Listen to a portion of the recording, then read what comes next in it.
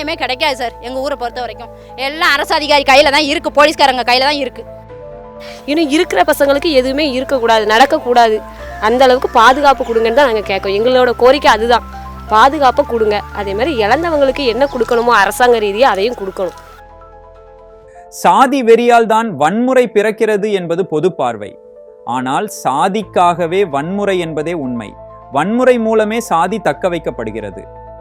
பொது வெளியில் வன்முறையை நிகழ்த்தும் சாதி இந்துக்கள் அதன் மூலம் தலித்துகள் தங்களுக்கு அடிபணிந்தே இருக்க வேண்டும் என்பதை நிலைநிறுத்த முயற்சிக்கிறார்கள். இப்படி செய்தால் இவ்வாறுதான் கொள்ளுவோம் என்கிற உளவியலை உருவாக்கி வருகிறார்கள். இன்றைய சாதி அதிகாரம் என்பது இந்துக்களின் புனித பிரதிகளால் மட்டுமே பொருள் பெறவில்லை. அது வன்முறை உள்ளிட்ட கொடுஞ்செயல்களாலும் பொருள் பெறுகிறது.